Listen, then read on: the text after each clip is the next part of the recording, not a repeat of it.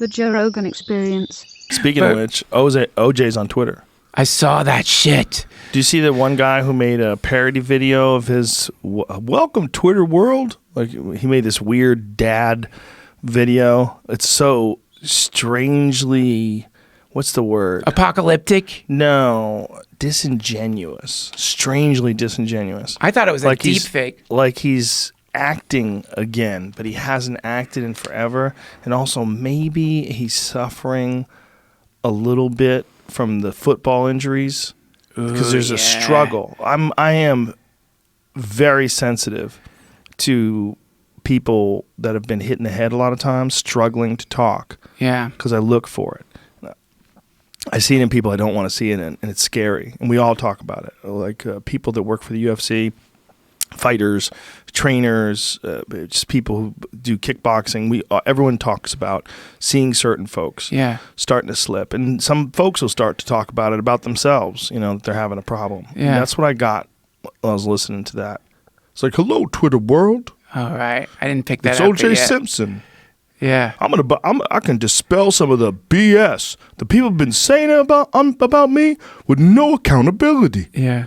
Plus, I'm going to talk about sports and politics. It's like this weird acting job that he did. It's creepy, man. Whoa. It was weird. All that. Yeah, it was a weird moment, man. That's a cool that thing that happens to people who have like done shitty things, where instead of just saying like, yeah, I fucked up. Oh, you can't say that. You can't say, yeah, I killed somebody, right? Well, you can.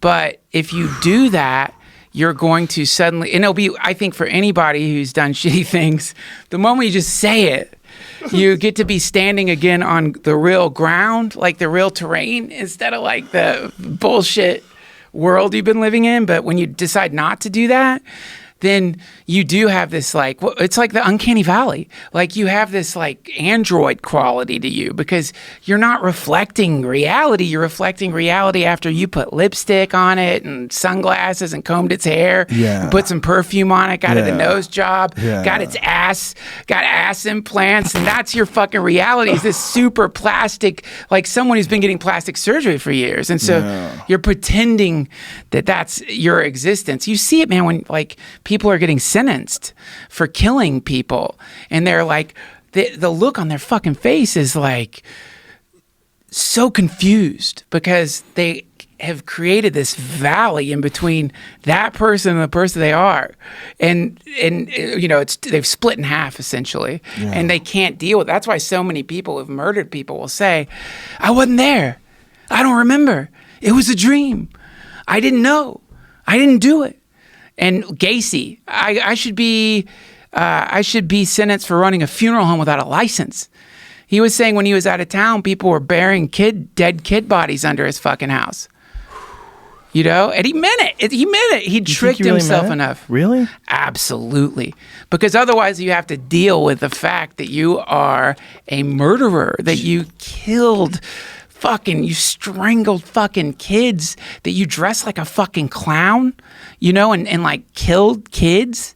Like, it's so unpalatable to deal with that shit because you're just a crazy lunatic who is out of control. So you'd rather make up a story. Usually it's conspiratorial.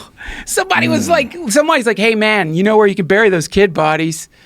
I think Gacy's out of town. Jesus Christ. Yeah, man. Isn't that fucking crazy? It's fucking crazy. Yeah. Jesus Christ. I know. And that's the thing what people have always said about OJ, that it's almost like he doesn't even believe he did it now. But the problem with that is there was a fucking emoji that he tweeted at this guy, or he had a direct message with this guy, and he had like 16 knives, and he said he's going to cut them. Like, if that's true, if he really did send that, if it's not Photoshop, if that's not bullshit, can you imagine getting a DM from OJ because he made a parody video? Jesus God. Because I guess what he did was he put OJ's video where he was talking, and in the background he had someone screaming, help, call the police, help.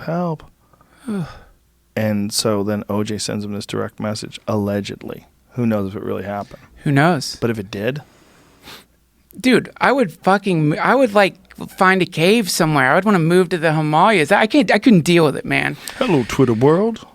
I'm just, because he could get you. Like, he could get you if he wanted to, I bet. Maybe. Yeah, I mean, how much time does he have left? He's 71 years old. After he DMs you, he disappears. People are like, we don't know where he is. Norm Macdonald tweeted at him. It's hilarious. Norm said, "Hey, Juice, I just wanted to tell you that through that video, I know the golf course that's behind you, so I could figure out where your house is, and I wouldn't do that, but somebody else might." Yeah, that was hilarious. Norm Macdonald's so funny. He's the best. I'm trying to get him to do a podcast. I was trying to get him and Adam Egget to do a podcast. I don't know what he can do, though, while he's got his Netflix deal. I don't think his show is, I don't know where it's at. I don't know if he has a contract. But he should do a podcast. It's a goddamn national travesty that he doesn't have a podcast. He's so fucking funny. Well, isn't his show it's kind of like a podcast? Like, it has that. Yeah, but he hasn't been doing it. Oh. And they don't want him doing interviews and stuff. It's like, it's a little tricky. Because he said some crazy shit. Norm says crazy shit. And he said some crazy shit like like if you about someone saying something, well, you believe that, you'd have to have Down syndrome. Huh? Like, he thought that would be better than saying you'd have to be retarded. Damn and it. people are like, what the fuck? Damn it. And people got real mad at him. I think it was on the Stern show. He's just a treasure, that guy.